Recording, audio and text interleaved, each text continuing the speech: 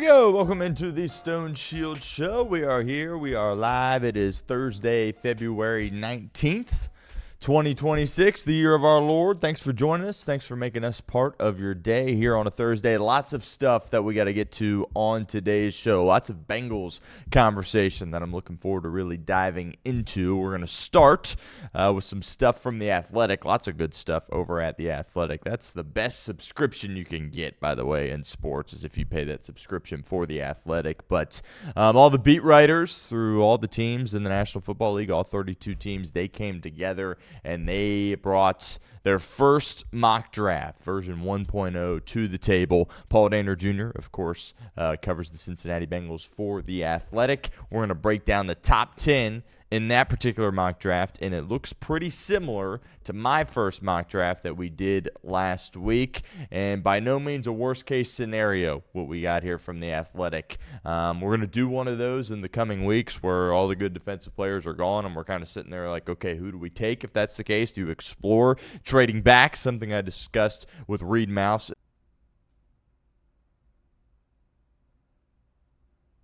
And there we go. We're back. Hey, how's it going? Welcome into the Stone Shield Show here on a Thursday. But we're going to roll through that mock draft from The Athletic, and we are going to discuss some free agent targets for the Cincinnati Bengals as well. Athletic, they put together 150 names, and we're going to break down the first half of that list. We're not going through every player. I think I've got like 20 or so players here that we're going to touch on the first half of that 150, like the top 65, and we'll touch on about 20 guys today, hit on the latter half of that list tomorrow, so make sure you're tuned in for that. And this isn't a situation where I'm saying every name that I list the Bengals should sign. Obviously, that is not realistic. That's not going to happen, but just names that should be on your radar as a Bengals fan or an NFL fan, and names that you should get familiar with as we approach free agency a little bit as we're nearing the end of February. It's pretty crazy how quickly February goes. Obviously, it's the shortest month, but it seems like a blink, and we're already February 19th. It's almost time for March. Combine next week, so very exciting stuff as it relates to the NFL, but we'll break down some free agent targets. Also, we got some more thoughts on Maxx Crosby, some pros, some cons. I've been on the record saying I think Cincinnati should trade for Maxx Crosby. I think he's one of the best, if not the best, defensive player in the National Football League. Would it be completely out of character for the Cincinnati Bengals to do it? Yes, obviously. We know this. We understand this. However, when you look at the salary cap, when you look at the room in which they have, you look about, making a statement for some of your elite players that, hey, we're going all in here. There is a world where they could make this happen. And I think they should explore it, but we'll talk some pros and cons about the Maxx Crosby potential trade a little bit. Also, Charlie Goldsmith penned a piece this morning about the new ABS challenge system, and that's not something we've talked about on this show. If you've been living under a rock, there's going to be challenges for balls and strikes in Major League Baseball this season, and you get 2 challenges to start the game, and a pitcher, batter, or catcher, not the manager, can challenge a ball or a strike, and that's going to be fascinating to see how that works because there's a lot of strategy involved. If you're correct, you keep the challenge. If you're incorrect, you lose it, right? And you've got to decide pretty quickly, and you just tap your helmet, and that lets the ump know that you want to challenge it. You got to be saving it for late in the game, but also understand that if you're in kind of a pitcher's duel, something that's going on in the third inning could dictate the result of the ball game. So it'll be fascinating to watch kind of the strategy there. Tito's came out and said a rule for the Reds that the pitcher's not going to be allowed to do it. It's just going to be the catcher when you're on defense and the hitter when you're obviously at the plate. So that's going to be interesting. I think pitchers, they think everything's a strike, right? And something Charlie talked about a little bit. Once they get done with their delivery, the framing these days in Major League Baseball is so good, they think everything's a strike. And they're like, what are we doing? Challenge it. But you got to be calm and understand that the catcher really has to bear a lot of that weight now in Major League Baseball when it comes to challenging that. And that's going to be a huge part of what makes a good catcher, right? He's really got to have an understanding of the zone, the ABS zone, right? It's specific to each player, right? It's not the guy that's 5'9" versus the guy that's 6'6". They don't have the same zone, right? It's different for each player, and that's something the catchers are going to have to master. And you think about some things that have happened even in the postseason, right? That Cubs-Padres series, there were some balls and strikes that were incorrectly called by the umpire in that series. So this is really going to shift outcomes of games and potentially shift, who's hoisting a trophy at the end of the day, who's winning a division. So it's going to be fascinating to watch. I'm all for it, right? I'm all for it. I'm not for eliminating human error, eliminating an umpire, but there should be, the ability to challenge it. And you can't just challenge everything. You get two, right? There's some strategy there on when you should use it, when you shouldn't, but we're going to talk about that a little bit on the show as well. And if we have some time, we'll talk a little Mac Jones. There's been reports out of San Francisco that they want to hold on to him. Obviously, he proved his worth and was great when Brock Purdy was out and allowed them to still be in the running for the number 1 overall seed going into the final week of the regular season last year. Very team-friendly deal. They're not paying him much money. However, report from The Athletic, the Stars could be aligning for a trade. And you look at this draft, there's Mendoza, but after that, is there really a franchise quarterback that is going to be picked in this year's NFL draft? You look at free agency, right? Is the team going to roll the dice with Derek Carr coming out of retirement? So if you're the Cardinals, the Vikings, maybe the Steelers, if Aaron Rodgers decides that he is not going to come back, there's some teams out there that aren't the Raiders that are going to be looking for a quarterback and potentially could be interested in giving up some serious compensation for Mac Jones. So we'll talk about that a little bit at the end of today's show if we have time. Great night of college basketball, by the way, last night. Alabama, Arkansas, maybe the game of the year. Double overtime game in Tuscaloosa. How about Darius Acuff Jr.? That guy's unbelievable. Freshman, another elite freshman Calipari guard. Kind of the first time we're seeing it at Arkansas, right? You look at the NBA and all the elite Calipari one-and-done guards that went to Kentucky. Acuff is next up, obviously, at Arkansas. He's going to be a lottery pick. He is sensational. Played 50 minutes in the game last night and scored 49 points. Obviously, you get the benefit of the extra time with overtime and double overtime, but unbelievable performance and nearly put the team on his back and picked up a huge win on the road. LeBaron Philon was also exceptional in the game along with Aiden Sherrill, so lots of star power in that game. Alabama came out on top. Thriller, one of the best games of the year. UConn gets upset in Stores. Creighton goes in there.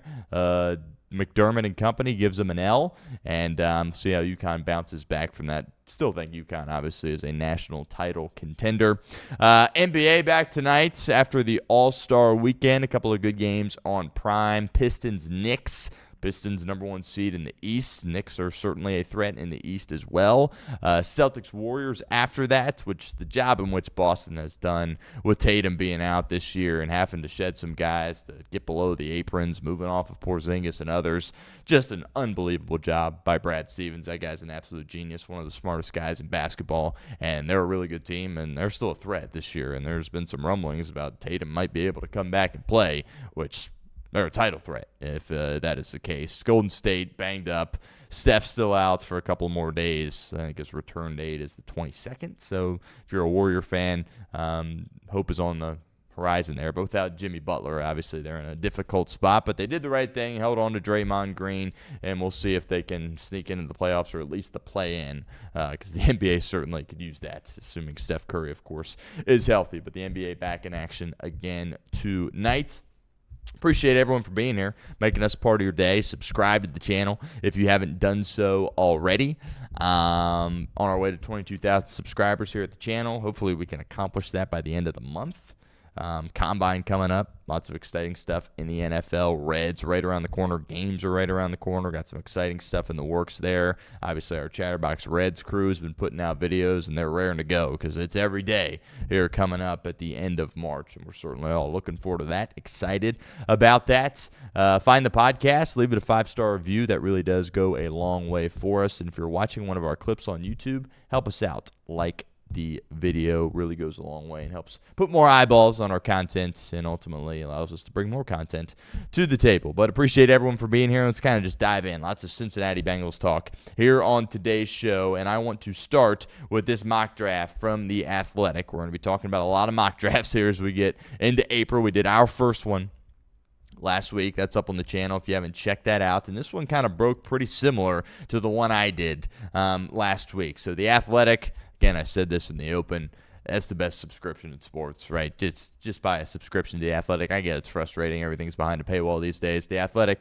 it's totally worth it. And all the beat writers got together and they did a draft. And they, by the way, could have traded in this draft. And there was conversation between the beat writers of different teams about trades. I believe they only did one, and it wasn't in the top 10, so we really won't discuss that on the show.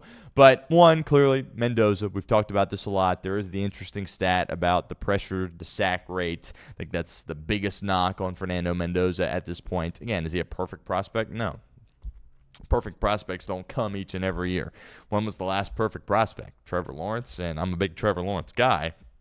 But, has he lived up to the expectation? I wouldn't say that. Andrew Luck, that's about a perfect prospect. John Elway, right? But Mendoza's not a perfect prospect, but Vegas needs to take him. They will take him. They're not going to trade out of that spot. I'm sure Arizona's calling, but Vegas is probably laughing at him, right? They haven't drafted a quarterback in the first round since Jamarcus Russell, who a lot of people would say probably the biggest bust in NFL history, but they're going to take Mendoza, and it might take a little bit to get things going, right? That team's really bad. They got to redo their offensive line. They need some skill guys. The defense isn't good. It's a really hard division, so I'm not expecting success right out of the gates, but I think he'll show everybody that he is capable of playing and capable of being a guy that the Raiders can build around.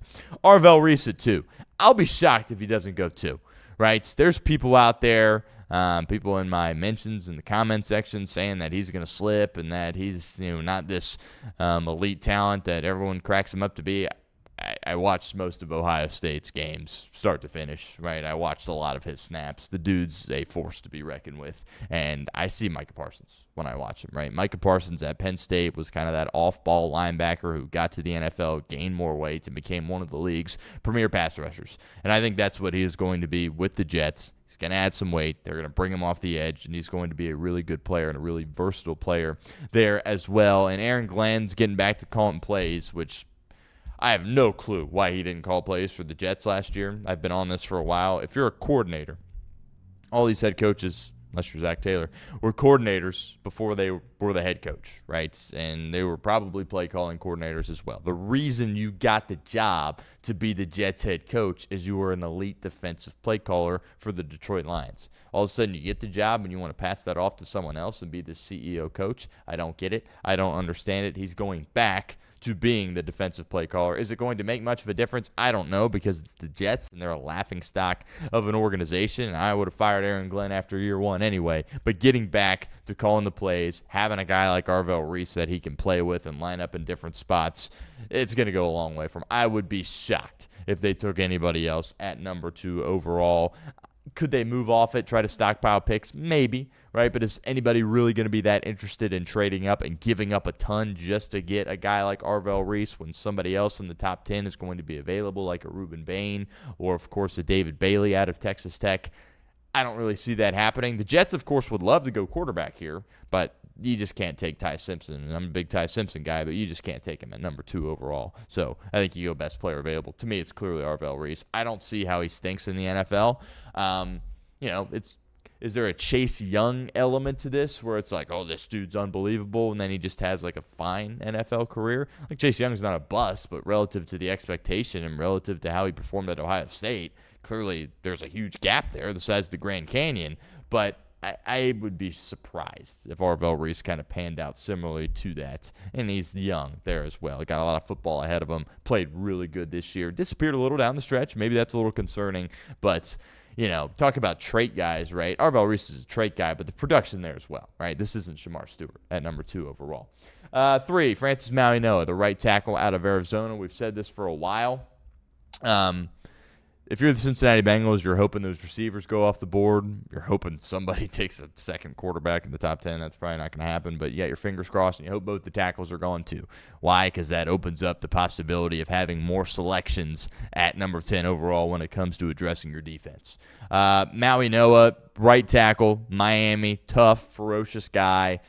Arizona, they've got all types of issues. Again, if there was a Drake May sitting there at number 3 or maybe even a Bo Nix, right, they would take him. But that doesn't exist in this year's draft, and they got to redo that offensive line. They got a left tackle there in Paris Johnson, but other than that, it's not good. They're going to be in the free agent market looking, hunting, searching for a quarterback, and, Mike LaFleur's got his work cut out for him, especially with that ownership in Arizona. Kind of feels like they're a dumpster fire, and they're going nowhere fast. They're in Arizona, but I understand taking a tackle there at that spot. 4, David Bailey to the Tennessee Titans. He was really good against the run last year too, and I'm always looking for that in edge rushers, right? Trey Hendrickson, great edge rusher here in Cincinnati, great at getting to the quarterback, but as far as TFLs that weren't sack-related, didn't really exist. As far as doing stuff against the run, that really wasn't a factor either. Not the case with David Bailey. He's the complete package, and I completely would understand Robert Saleh wanting to go as a defensive guy. I assume he's calling the defensive plays to draft that position. Give Jeffrey Simmons some help. Jeffrey Simmons is the best defensive tackle in the National Football League, right? He needs a running mate, somebody that can help him out there on the edge, and I certainly think David Bailey falls into that box. 5 to me is when you begin to worry about Caleb Downs going off the board. And a lot's been coming out of New York about what that hierarchy looks like as far as the decision-making. Joe Shane's still in place, but has he lost all of his power? Seems like John Harbaugh is calling the shots, and it's interesting because John Harbaugh has come from working with great GMs, Ozzie obviously, for a long time there in Baltimore. And does he want to switch up on that and all of a sudden get into personnel? I don't understand that fully, but I also get that he's going to a new place and he doesn't want a guy that has a bad track record in Joe Shane calling the shots. So John Harbaugh knows football. He's a smart guy. And Caleb Downs plays safety, but he also knows what he can bring to the table. And the secondary for the Giants has not been good at all. So I think there's a real possibility that Downs goes 5 to the Giants, but they also might look at getting a receiver. Carnell Tate's been a popular mock to them as well, so that'll be interesting. But 5's when you start to worry about Caleb Downs going off the board. 6, per The Athletic, Spencer Fano, the other tackle, right tackle out of Utah, going to the Cleveland Browns. They got to redo their offensive line, and I think receiver for Cleveland at 6, something not a lot of people are discussing. If Tate doesn't go to the Giants and he's sitting there at 6, I could see Cleveland doing that. Jerry Jeudy's a good receiver. He's not a 1, right? They need a 1. They've been looking for a 1 for a really long time, probably since Amari Cooper left, right? So I get going tackle there. Again, if you're the Bengals, sign you up for Cleveland taking a tackle. And, it seems like these two guys, there's a lot of buzz about them being really good tackles in the National Football League. You don't find guys like that in the 3rd, 4th round, right? If they're there and you need offensive line help, you take them. And Cleveland, they've got all types of issues. They can't go quarterback. They've got the Deshaun Watson mess and the 2 guys they drafted last year. So shoring up that offensive line, they're going to need to run the football regardless who's playing quarterback. I understand that pick for Cleveland. Bain, Washington, 7. Hard to imagine him being there at 10. I think there is a possibility, but it seems to me like a lock that Washington's going defense, right? I think you can count on that. You can count on Reese going 2. You can count on, the Giants possibly going defense, but 7, Washington, they're going defense. That defense was horrid last year. Dan Quinn is the defensive guy. And after going to the title game a couple of years ago and then kind of bottoming out last year, he's all of a sudden coaching for his job here with the Washington Commanders. He wants to add a nice piece. They haven't had an edge rusher in quite some time that could really get to the quarterback and do damage. Ruben Bain makes a lot of sense. Jeremiah Love, 8 to the New Orleans Saints. This dude's a can't-miss guy. All these, you talk about Caleb Downs being a top-ranked prospect, right? That's how Jeremiah Love is as well. And if you're just ranking players, he's probably 3, right, in the draft, but he's a running back, so he'll fall a little bit because of that. But I think it makes a lot of sense to New Orleans, even if Alvin Kamara is back at some point. They're going to have to go in a different direction with the young quarterback. If you don't love a receiver at that spot, totally get going with Jeremiah Love. He's going to have a very, very good career in the National Football League. Carnell Tate, 9 to the Chiefs. That's interesting, right? In the Athletics mock, Tate has kind of fallen a little bit. A lot of mocks you see have him going before the 9th overall spots. And I think receivers a sneaky need for the Chiefs. After this year, it's really Xavier Worthy is their only guy under contract, which he's kind of a gadgety player.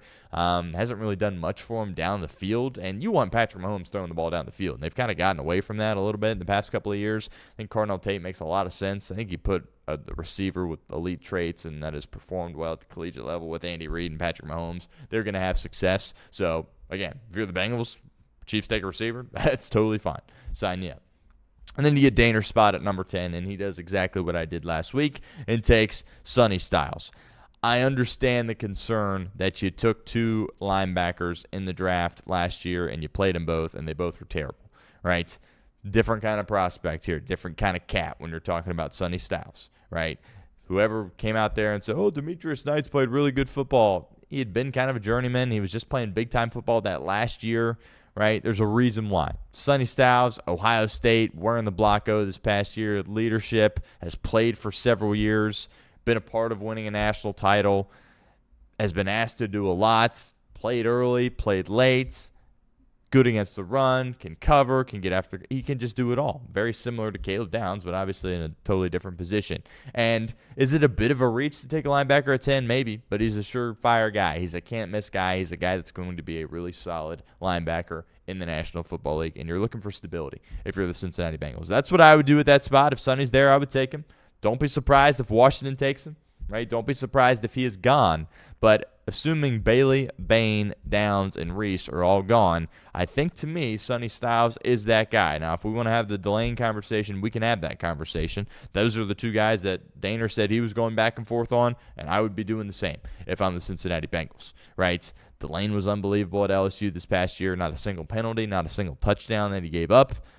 And, that's a premium position in the National Football League. You need to have good corners. And I understand Cincinnati has 2 good ones. You need some depth behind them, especially if you're about to pay these 2 guys, right? Got to have an insurance policy behind them. And then you're kind of going the best player available route at 10. Obviously, you have bigger needs in corner, but a player like Delane, if he's available for you and all your guys that I just rattled off are gone, I think he could become a good selection for you at that spot. But I think if the Bengals take Sonny Styles, nobody should be angry about that. Nobody should be frustrated. Can you be disappointed Downs wasn't there? Maybe if you drop another game or 2, you could have got him. But, look, I'll be the first to admit I wasn't talking about that during the regular season. I was saying, yeah, win these games, and I stand by that. It's all right to look back at it if you miss Downs by a pick or 2 and say, well, if you dropped another game, you could have got him. Yeah, hindsight, obviously, 2020, but I don't – that doesn't impact how I'm operating in the regular season. If you get Sonny Styles at 10, you feel pretty good about it if you're the Cincinnati Bengals. All right, let's roll through some of these free agent targets. The Athletic put together a list of the top 150 free agents. I think it's a good idea to get familiar with it, right? Because, yeah, there's some big-name guys that we're going to be talking about on today's show as we get to tomorrow's show and we do more of the back half of this list, probably some more people that you haven't heard of, which is totally fine.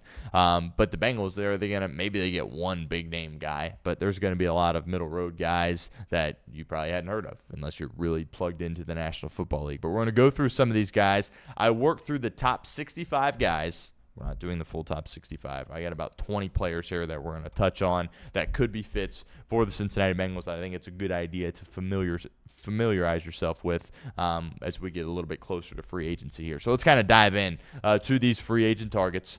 By the way, Trey Hendrickson, out of these 150 guys, he's ranked number 1. Number 1 this offseason as a free agent, Trey Hendrickson. You would think that you would be able to get a 3rd-round pick for him in a tag and trade situation, but franchise tag window is open. Checks phone. No updates yet from the Cincinnati Bengals. Probably going to wait till the combine before that news would even come out. But is noteworthy that the guy that is number 1 is, on your team right now. At number 3 is Jalen Phillips. We've talked about him a lot. He's going to get a big-time contract, right? Was with the Miami Dolphins. Had some serious injuries, and that's part of the reason why I am not trying to get him. Just so we're clear here, all these guys I'm listing, I'm not in favor of signing them all, right? I'm just bringing them up as possibilities. The 2 injuries scare me, right? And they're big injuries, Achilles and ACL. Now, he looked great for the Philadelphia Eagles. I wouldn't be surprised if Howie Roseman tries to keep him in Philadelphia. He was a former top 20 pick, went to Miami, played for the Dolphins, was traded to the Eagles this past year. Lots of production, good against the run. Maybe the sack numbers aren't as high as everybody thought, but that's going to be a theme here as we go down this list. There's a reason why Maxx Crosby isn't on this list, right? If you're an elite player, especially at that position, and have tons of sacks, you're not going to be on this list. Look who's at number 1, the guy that most of us are ready to move on from, Trey Hendrickson. So you don't have any perfect players on this list, but the injuries scare me. Still young, the traits are there, the size is there, the athleticism is there. Didn't look like a guy that had 2 serious injuries before, but that's going to be a heck of a player, right? He is the best linebacker in this free agency class, no question about it. 27 years old, went to Utah, played the entirety of his rookie contract with the Jaguars, second team All-Pro in 2025, and part of the reason Jacksonville was able to go on the run that they did was because of how good they were on the defensive side of the ball. And Devin Lloyd certainly was kind of that leader for him on defense at that linebacker spot. He can cover. He's got great speed sideline to sideline. He can get after the passer a little bit. He's good against the run. He's just a complete linebacker. He's the best available free agent linebacker. And if you want to get aggressive and spend on a guy like that, I'm all for it. Right? I got no issue getting aggressive there. Again, this falls into Cincinnati's age range, right? He's 27. But, there's going to be a lot of people interested in his services. You're probably going to have to overpay a little bit for him. I'm fine overpaying for a guy or two. You've got the money to do it. Right. Again, win now mode for Cincinnati, right? You're not getting these bargain ship players left and right and expecting, to compete for a world championship. You're going to have to be a little bit aggressive. Might have to overpay a little bit. Devin Lloyd's a heck of a player, right? Played winning football for Jacksonville, did it over a period of time, 27 years old, entering his prime. I totally would be interested in overpaying a little bit for Devin Lloyd. He comes in at number 4. At number 7, Mike Evans. I'm not the guy that says that Cincinnati should go get a receiver in free agency or the NFL draft. However, it's not crazy to do it. I think it would be a mistake to draft one early. That wouldn't make any sense to me.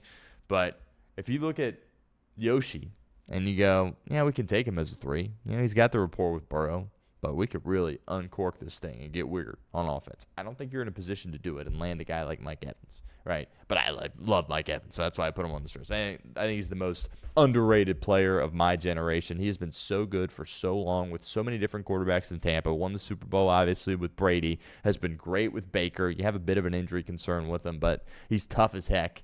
And he plays through a lot of stuff. Kind of feels like he's just testing this out and he'll end up back in Tampa Bay. But, look, you're going to have to pay to get him. I would have interest in coming here to play with Joe Burrow, right? Again, I understand that Cincinnati is a city in which I love, but, if you're down in Florida and you got teams in L.A. interested in you and, teams in Miami interested in you or on the West Coast or the East Coast or a bigger city, I get why Cincinnati wouldn't be intriguing. But I look at Joe Burrow and Jamar Chase and T. Higgins. I get there's only one football, right? And I'm not making the argument that Cincinnati should get Mike Evans, but I had to throw him in on this list. 11, Alec Pierce, same story. Not as good of a player, obviously. Heck of a lot younger. He's going to get a big-time deal. And I don't know if Indianapolis is going to give it to him. But, he was great here in Cincinnati. And, we all talked about him. Like, this guy is actually going to be a solid NFL player. Right? He's not Randy Moss, but this isn't just some feel-good story here in Cincinnati. He's a good player, right? And he proved that in Indianapolis. He's going to get a big-time contract. And, obviously, the connection to the city, having gone to UC. But probably not, right? I wouldn't go after him at all. Odafe Oweh at 12. Edge, 27 years old, went to Penn State, drafted by the Ravens, played last year for the Los Angeles Chargers. Not a perfect prospect. He's kind of one of those traitsy guys, had a more productive year this past year, 7.5 sacks, I think, somewhere in there. Big, strong.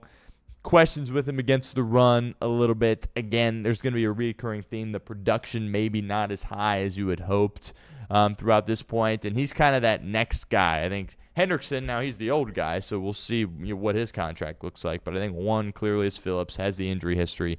2, Odafe Oweh. You're going to have to overpay for him, and I'm not completely sold on he's the guy that you want to overpay for. You want to overpay for Devin Lloyd? Sign me up. Overpay for Odafe Oweh? Probably not. Khalil Mack. To me, he's a perfect fit here in Cincinnati. I get he's 34 years of age, but let's not act like he was a bum this past year for the Chargers. Has some injury concerns, right? Again, 34 years old. Going to have some flaws in his game. But this is a guy that's had an unbelievable NFL career. Hall of Famer, I don't know, but Defensive Player of the Year in 2016. Top 5 pick to the Raiders a couple years prior. Really good with the Raiders. Really good with the Bears. Really good with the Chargers. I don't even know if he's committed fully to coming back. 4-time first-team All-Pro, 9-time Pro Bowler, and also was a Pro Bowler in 2024. So it's not like he's disappeared over the course of the past 4 or 5 years. That's, to me, is a guy that clearly doesn't have a ring. Maybe he thinks he can get one in L.A., but here with Joe Burrow and the boys, need an edge rusher, 1-year deal, can get you some sacks. Good against the run still, by the way. That's another thing that we're going to talk about with a lot of these guys. Trey Hendrickson is not good against the run, right? He's a sack guy and close the game guy. No tackles for loss, not good against the run, right? I think you get a little bit more versatility with Khalil Mack. Obviously, the age is a bit of a concern, but I don't think the number with him is going to be outlandish, right? I think you can get a 1-year deal. Shoot, you gave Joseph Osai $7.5 million this past year. So, Khalil Mack, sign me up. John Franklin Myers comes in at number 17 for the Athletic. 29 years old, 4th-round pick in 2018. Went to Stephen F. Austin. Kind of has bounced around a little bit with the Rams, the Jets, most recently with the Broncos. He's really shored up that interior for him. Really good against the run. Got some pressures as well on the quarterback, which everybody in the league starving for that. The run-stopping DT that also can get a few sacks here and there. And JFM was able to do that for the Denver Broncos. That's a guy that you're going to have to overpay significantly for. I don't see him as that kind of player, right? If you could get him at a more reasonable rate, yeah. But he's still going to get a big-time contract, only 29, has good football ahead of him. I question a little bit, he had some inconsistencies early in his career. He wasn't a highly touted guy. I went to Stephen F. Austin. But I think that's going to be the highest-paid DT in free agency, and he's clearly a good player. But, again, I'll overpay for Devin Lloyd. Don't think I'll overpay for John Franklin Myers. First of a couple safeties that we're going to talk about from the Chicago Bears. Kevin Byard, 32 years old, 26th third-round pick out of Middle Tennessee. Titans, Eagles, Bears. 3-time first-team All-Pro, and he was an All-Pro. And he's over 30 years of age, which the Bengals have turned away from that in the past. But he was a really good player for Chicago, and they had 2 good players. We'll talk about Brisker in a little bit. But veteran guy, good leadership. Is he the best in coverage? No, but he's a good tackler, too, for the Bears. And that's a guy that I think is an immediate upgrade to that room, plug-and-play guy, and you're on your way. I definitely have some interest in Kevin Byard, 32 years old, so I don't think he's going to have some crazy contract. He wants to win. Can he win in Chicago? I mean, it seems like it, but he also can win here in Cincinnati. Kevin Byard, a guy to keep an eye on. Also, Kam Curl. He's really revitalized his career. He was a 7th-round pick years ago. He's 26 years old. To Washington, past couple of years has been a mainstay on the back end of that defense for Sean McVay in L.A. To me, he feels kind of like a Bengal, right? If I'm being honest. 7th-round pick, which is what Geno Stone was, right? The reason these guys are 7th-round picks. But I think he's got a lot more upside. I think he's proven a lot more throughout his career to this point. Can apply some pressure on the quarterback, too. They used him in some blitzes, which I think was interesting. Is he the best in coverage? No, but he's got some good ball hawking skills. So he'll create some turnovers, which Geno Stone really wasn't able to do that. And when he was, it felt like they weren't even, in big spots whatsoever. So to me, Kam Curl's an interesting guy. And out of all these safeties that we're talking about, kind of like Kam Curl kind of feels a little bit like a Bengal to me, if I'm being completely honest. And I don't think that'd be a bad thing. Now, you just did the 7th-round safety guy that, was about this age. Do you want to do it again? I think he's a much better player than Geno Stone. 28, Boye Mafe. We've talked about him. Kind of feels similar to Joseph Osai a little bit. I think he's going to get more money than maybe he deserves just because he was a part of that Seattle defense. They didn't call his name once in the Super Bowl, really didn't do much there. Rotational guy that I think in free agency is going to be asked to be the 2 on a team, right? And he kind of feels like more of a 3, which you kind of have that already, right? That's kind of why you're stuck the way you are, because you've got a bunch of 3s that are trying to rush the passer, and it hasn't really worked out. Maybe with a bigger role, his production goes up a little bit, but I feel like somebody's going to give him a lot of money because he was a part of that defense for Seattle, which, by the way, there's a lot of free agents on that defense. And it'll be fascinating to see how John Schneider operates in free agency and how many guys he is able to bring back. But Boye Mafe, to me, I'm kind of off him at this point. Romeo Doubs is interesting. If you're going to go the receiver route, feels like his time in Green Bay is over. He's a reliable player out of Nevada. Where's the Guardian helmet, of course, what people know him as. But he's a 3. right? I think he can be a 2. But, I mean, here in Cincinnati, obviously he'd be a 3. He would be an upgrade from Yoshi. But, again, are you in a spot where you want to mess up what you got going on offense? Yoshi with Burrow is good, right? Plenty good enough. See a second contract guy? Probably not. But you can do another year of Yoshi if Joe Burrow's out playing quarterback. Bryan Cook, popular one. Kansas City Chief, 2-time world champion, Mount Healthy High School, University of Cincinnati graduate, 26 years old. That would get me the most fired up, I think, at safety as far as free agents go. Has played really good football for Kansas City.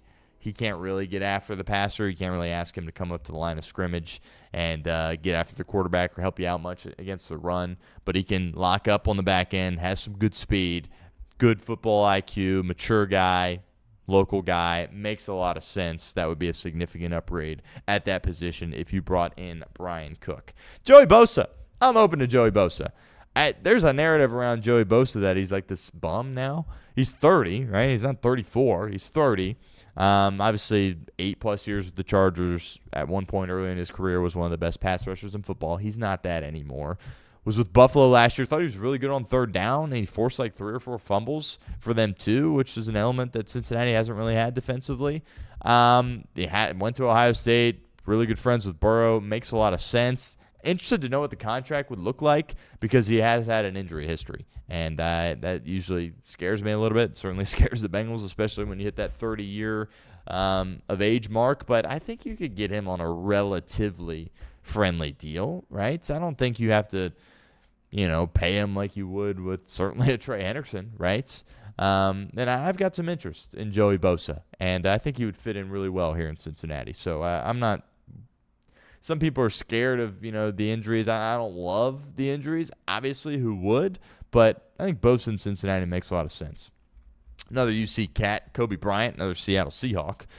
26 years old. There's been some growing pains as he changed from corner to safety. Remember, he was the corner opposite Sauce Gardner at UC, and everybody threw at him, and he did a really good job because nobody wanted to throw at Sauce.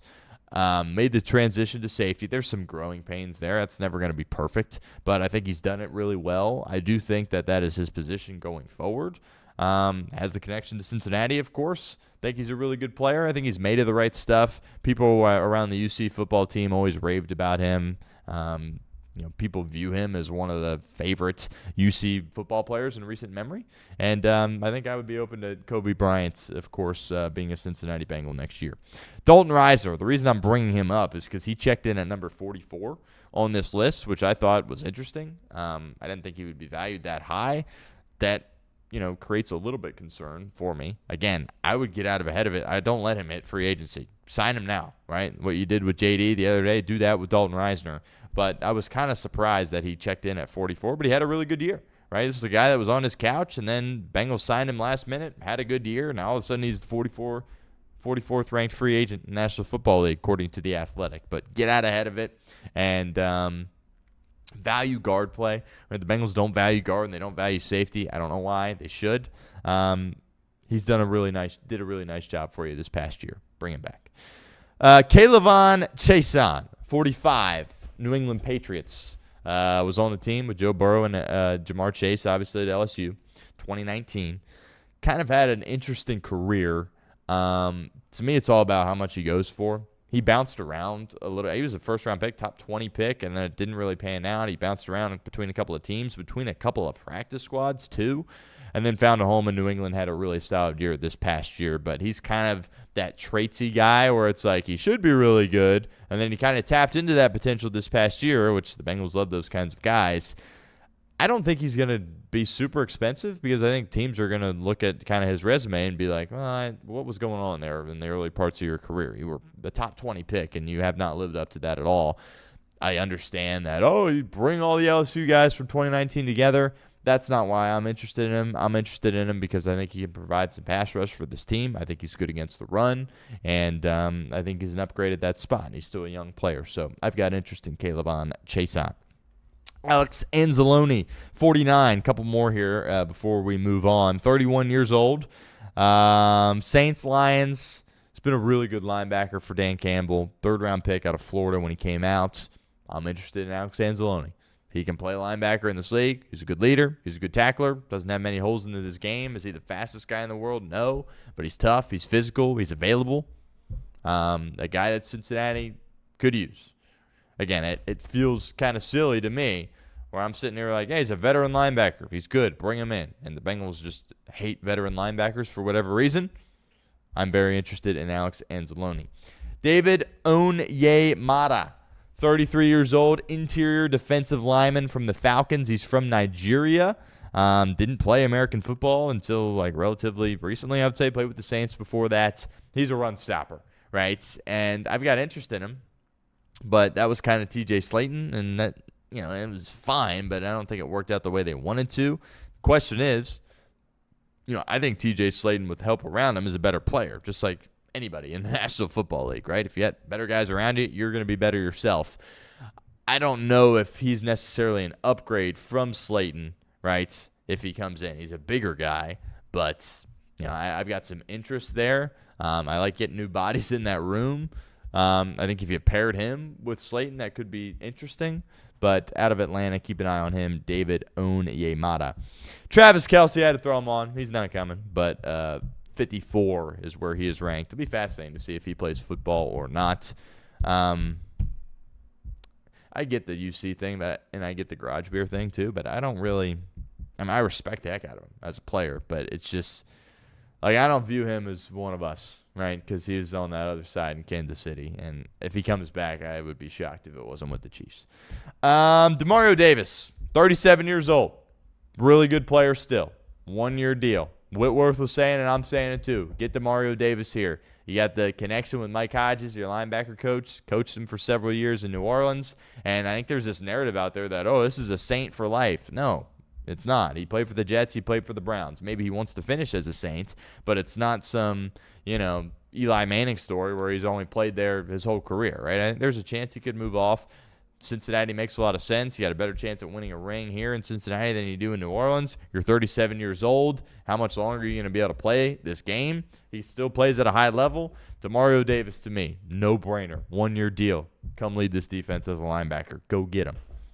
Quay Walker. I like Quay Walker a lot. Green Bay, 25 years old. Has been a solid starting linebacker for him. Was a first-round pick out of Georgia. Has he lived up to that hype? Maybe not. I don't really know. I know he's a really good player, and I know he's going to get a lot of money here. And is that a position where you want to throw a ton of money at? I don't think he's as good as Devin Lloyd. But he's got a lot of upside. He's consistent. He's available. I like him a lot, but he feels like a guy that's going to get a ton of money in free agency. So the Bengals probably would stay off him. But if you told me they got Quay Walker, I would be excited about that, and I would celebrate.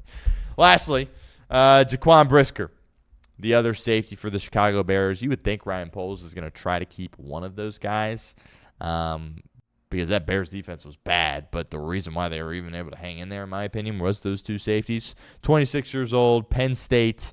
He was really good for them down the stretch specifically, and I would be interested in bringing in Brisker. I think he's a good player. I think he's versatile. I think he's made of the right stuff. Good football IQ. He's played in some big games. Can rely on him. Reliable guy.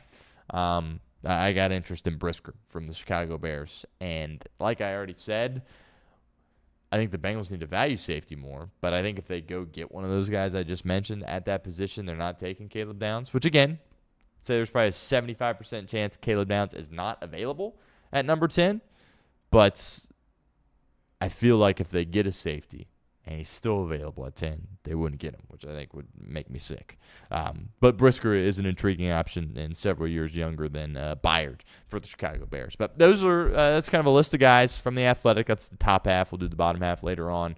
Just familiarize yourself with these players. I think it's beneficial because that way you can get excited or get ticked off when the Bengals make a signing, right? And obviously that will be coming up next month.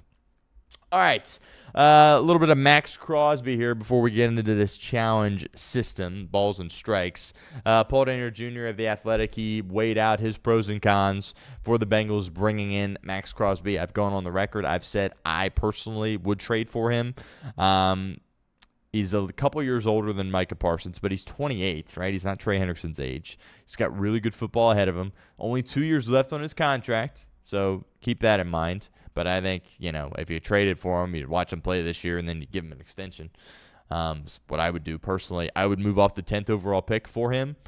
The question becomes, what do you do in 27? Would you move off another first-round pick? Some people laugh when I say that, but Micah went for 2 firsts and Kenny Clark. Kenny Clark's a really good player. Obviously, he came back to Dallas in that trade, so maybe you would get a good player, is my point from Vegas, if you gave up 2 first-round picks. But, again, a little bit older, but he's a can't-miss guy, right? He can do it all, rushing the passer. And it's not just rushing the passer. It's also what he can do from a tackle for loss perspective, right? He's good against the run. He literally does not have a weakness in his game. He plays hurt. He's always available. He always brings the juice. He did that with Vegas. Vegas never had a chance, right?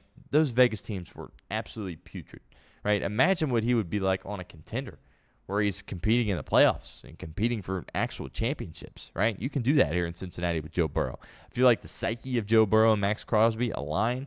Zach Taylor's got a lot of love for him. The question, obviously, is what one are you willing to give up, and is there somebody else out there that's willing to give up more? Because Vegas is in the driver's seat here, right? They know they can ask really high, and somebody's going to probably get what they are asking for. So you're going to have to overpay for him. Do you want to give up 2 first-round picks for a guy that you would technically only have control for 2 years, unless, of course, you give him an extension? I don't know. Played at Eastern Michigan, so he's not afraid of the Midwest. I don't think coming to Cincinnati would faze him at all. He's kind of a workman-like guy. He doesn't strike me as a guy that needs to be on the West Coast or be in Vegas. I think he would succeed here in Cincinnati. I think he would succeed in New England certainly as well, with Vrabel as another name, or Baltimore certainly as well with Jesse Minter. But the pros, to me, completely outweigh the cons, right? These guys, this Caleb Downs, I know he's going to be a really good player, but is he going to be as good as Maxx Crosby, right? And it fits your need specifically, obviously, when you have that need of rushing the passer. And just comes down to what you are willing to give up if you're the Cincinnati Bengals. And that's a question that they're going to have to figure out. Are they even calling? They should be calling, but would it surprise any of us if they weren't even calling? No, right? There's a real world where they're just like, you know what, we're going to play this thing out, we're going to draft some guys, we're going to get some middle-of-the-road free agents and go from there. But if there was a time to be aggressive, man, it would be now. If it was a time to shake out of the norm, right, it would be now. If it was a time to go against what you typically do as an organization, it absolutely would be right here, right now. And it also sends a message to your stars, right? Sends a message to Joe Burrow and Jamar Chase and T. Higgins, 2 of those guys were making the rounds at Super Bowl week, recruiting Maxx Crosby, seemingly. But if you go get Maxx Crosby, you really think Joe Burrow is going to be talking about, not loving football or wanting to play somewhere else? No, absolutely not, right? And I think he's a player that can transcend your team immediately. Now, there are some drawbacks, right? There are some risks here. You could argue that the reason why the Bengals have missed the playoffs for several years now is because they're so top-heavy. And when one of those guys goes down, they're cooked. Right? Now, my argument is when 9 goes down, you're cooked anyway. But, you look at some of these teams that were playing deep in the playoffs, not a ton of guys that were making a ton of money besides Matthew Stafford, right? Sam Darnold, QB-friendly or team-friendly deal. Drake May, obviously, rookie deal. Not tons of guys that are making huge amounts of money, right? You don't see Jamar Chase, Justin Jefferson, Tyreek Hill, guys like that playing late in the postseason. Right? So, does that mean you can't win with the identity that you have now? No, absolutely not, but I understand the concern there, right? And I also understand that if the Bengals were to get Maxx Crosby, they'd probably say, oh, yep, we're good. Check it off. Great offseason for us. We got Maxx Crosby. Let's just draft some guys and go from there. Can't afford to do that, right? Because we saw what a healthy Trey Hendrickson 2 years ago was able to do. Lots of sacks, how bad that defense still was. I think Maxx Crosby is a 10 times better player than Trey Hendrickson. But you got to address the other areas, right? So I think if you were to trade for Maxx Crosby, you also would need to restructure Joe Burrow's contract, which you've never done that in the history of the organization, right? And that way you can spend that money to still bring in Maxx Crosby and then address the other layers to your defense, which obviously needs a lot of attention. Now, can the Bengals handle all that? Probably not. But I'm with Andrew Whitworth. I'd do it. I'd move off 10. I'd look at the 27 draft and think about moving off that as well, right? These types of guys, right? We just went through a bunch of free agents. There's no perfect guys in there. There's no real perfect guys in the draft, although I think Caleb Downs is about as close as it gets. Maxx Crosby is the perfect player, right? And that's why you pay a lot to have perfect players. And I would give up a lot for him. And we'll see ultimately if Cincinnati decides to do that or not. Again, maybe I'm just going on and on here for no reason and that they're not even calling, right? If, I saw Glazer, somebody reported that most of the teams in the NFL were calling. Would it surprise you if one of the few that weren't were the Cincinnati Bengals? No, it wouldn't. But I've been on the record saying it. I'm going to continue to say it. I'd call Vegas, and I'd get really aggressive as far as giving stuff up in order to land Maxx Crosby. Lastly, before we get out of here, I want to talk about this ABS challenge system in Major League Baseball, something that we haven't discussed at all on this show, and I feel like is kind of getting under-discussed a little bit. But automated balls and strikes coming to the big leagues this year. Obviously, it's been experimented with in minor league baseball. It's coming to the bigs, coming to the show. I'm all for it. I think it's great. Each team will start the game with 2 challenges. A team only loses its challenge if the umpire's call is confirmed. The batter, the pitcher, or the catcher, not the manager, can challenge an umpire's call. Challenges must be made immediately after the umpire's call, and the signal is tapping your head. And Tito has come out and said that the Reds pitchers aren't going to be allowed to do it. Lots of stuff to unpack here. Lots of strategy involved with this, right? How are you going to manage when you use them, right? And it's a split-second decision, right? And it's an emotional game, and these players get ticked off when a call doesn't go their way. Like, you could see a guy in the second inning that's slumping in a 0-0 game with nobody on, and there's 2 outs, and there's absolutely no reason at all to use a challenge, but it's the heat of the moment. He's ticked off. He hits his head. He's wrong, and then you're out of a challenge throughout the remainder of the game. But at the same time, you could be in a pitcher's duel in a situation with one of your best players up, say Gino's up, and then it's a 2-strike count. He gets rung up. He challenges, right? And, if he drives in a run after that in the third inning, maybe you'll win the game 1-0, right? So there's going to be a balance with how to do it. I would always try to keep one in my back pocket if it's close, certainly. If you're in a position where you're up 4-0 in the fourth and you've got an opportunity to really cement a victory, make it 5 or 6-0, then yeah, you use it. But for the most part, I want to keep one personally until the end of the game. Pitchers can use the challenge, but Tito said that he doesn't want his pitchers doing it. We'll see, right? So are they gonna? I could see Hunter Green up there just to spite Tito, gets ticked off about one and uses his challenge, right? Is that going to be something to monitor there between the player and the manager, right? How's Tito going to handle that if some guy's out there using the challenge when he shouldn't?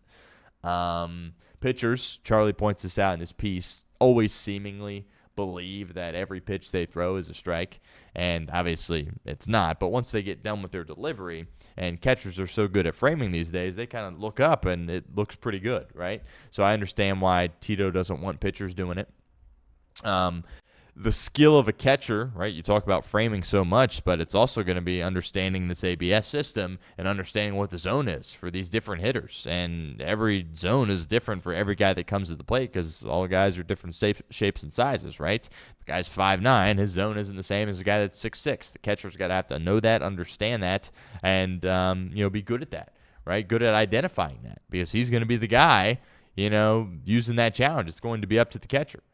And that's going to be a skill that these guys, really have to craft. And we'll see how Tyler Stevenson and Trevino do at that. And it'll be fascinating to see which catchers really separate themselves because that's going to be a metric that they're going to be measured on. Is, okay, how's this guy with his challenge rate? How accurate is he when he's using his challenge? How inaccurate is he when he's using his challenge? So that's going to be fascinating. Games are going to shift because of this. Talked about it in the Open. That Cubs-Padres series in the postseason, I mean, there were several bad calls as far as balls and strikes go in that game. But, I think this is about just the perfect thing to do. I'm not one of those guys that say, we need robo-umps, take the guy away from behind the plate. But I'm also not just a pure traditionalist. I'm open to change, right? The ghost runner at second, I'm all right with that, right? Pitch clock, I'm all right with that. Speeds up the games, right? You play 162 of these things. Speed them up a little bit. I don't have an issue with that at all. In postseason, goes back to, you got to really manufacture a run. You can't just get a hit and score the guy from second base, right? There's issues with balls and strikes. Now you have a couple of challenges to work with, right? You don't have unlimited, right? You can't tap your helmet after every pitch, right? You got 2. You got to be strategic with how you do it. And also, I think there's a fan element to this as well, which is pretty exciting. And I think from my understanding, it's going to be a lot like tennis. And I'm not the biggest tennis guy in the world, but I tap into Wimbledon, and it's electric when there's a challenge, and then they show the replay, and then the ball comes in, and you see whether it's in or out. I think, to my understanding, when you're at the ballpark, it's going to be kind of similar, and that's going to be, an intense moment for you, and it's going to be fun for the fans. Especially, think about that in the ninth inning, right? If you're the Reds and you got a 1-run lead, and you got Emilio on the bump, and there's a guy on, and it's a 2-2 count, and Emilio throws a close pitch. It's called a ball, right? Tyler Stevenson challenges it. Everybody looks up at the Jumbotron at GABP, and it's reversed, and it's a strike, and the place goes nuts, right? That'd be cool. And I think that's just going to be a fun new element to the game. So I think some baseball people just got to grow up a little bit. It's like, I understand the game that you fell in love with when you were a kid. It's still pretty darn similar. It doesn't mean we can't adjust a little bit. Look at the ratings in baseball. They've skyrocketed the past few years, right? I think the commissioner's done a nice job with some of these adjustments, right? If you ask people, now I get diehard baseball fans that are retired and spend, half their life watching baseball, they don't mind the super long games, right? But if you ask a guy that's working a 9 to 5 and has a couple of kids to stay up till the wee hours of the morning because this dang game won't get finished, it's just not going to have people as interested. And, I think the NFL has such an advantage because of the scarcity. Well, baseball doesn't have that. There's 162 games. It's 6 months of the year, right? Every day, right? How can you capture people's attention? I think this is another way to do that, and I just think the strategy of it is going to be fascinating to see. And it's going to be awesome to see how Tito manages it as well. It's a whole nother element that he's got to tap into. Stevenson's got to get good at it. Will the pitchers spite the manager and use a challenge, right? Are there going to be some players that's like, J.J. Bleday, I love you, but you're not allowed to challenge, right? But Gino and Ellie, you can challenge, right? That'll be fascinating to see. I know who would have been unreal with this, and that is the GOAT, Joey Votto. And a little unfortunate that he wasn't able to play in the big leagues when this was a thing. But I'm excited about it. I don't think this ruins the game at all. I'm all for new stuff. I don't think you got to rechange everything, but this is a nice little minor adjustment. Everybody's been moaning about balls and strikes for years. Well, now you got an opportunity to fix that a little bit with still having a human element in the game. I think it's awesome, and I'm fired up about it. But that'll do it for this edition of the show. Appreciate everyone, as always, for tuning in. We've got a Chatterbox Bearcats video premiering right now on the channel, so go check that out. And this video, as I end this stream, will redirect you to that. But if you missed any part of the show, check out the podcast. That'll be out later this afternoon, and we'll be back with a Friday show tomorrow, and certainly looking forward to that. Until then, take care, everybody.